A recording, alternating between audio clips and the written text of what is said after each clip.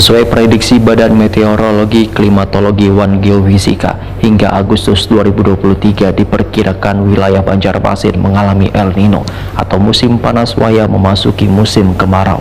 Kondisi ini sangatlah rentan terjadinya kebakaran hutan dan lahan yang berdampak pada kabut di Banjarmasin. Sesuai prediksi Badan Meteorologi, Klimatologi, dan Geofisika, hingga Agustus 2023 diperkirakan wilayah Banjarmasin mengalami El Nino atau musim panas waya memasuki musim kemarau. Kondisi ini sangat rentan terjadinya kebakaran hutan dan lahan.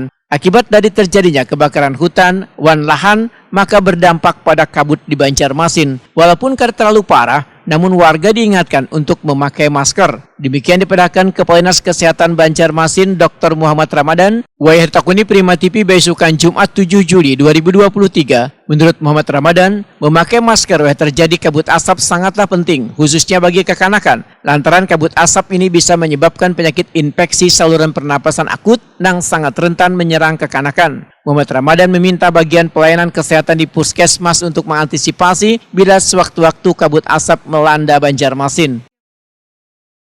Himbauan untuk masyarakat Kota Banjarmasin dan sekitarnya bahwa memang sesuai prediksi BMKG mulai dari bulan Juni hingga Agustus kita mengalami cuaca El Nino atau musim panas ya, dan musim kemarau.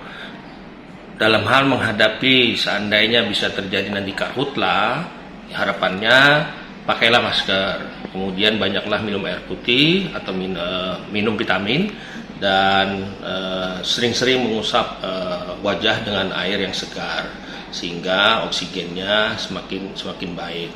Kemudian memakai masker apabila memang terjadi asap karena akan menyebabkan ISPA ya, infeksi saluran pernapasan atas, kemudian iritasi mata. Muhammad Ramadan mengingatkan warga akan pentingnya menggunakan masker lantaran wayah berada di jalanan akan terhindar dari debu.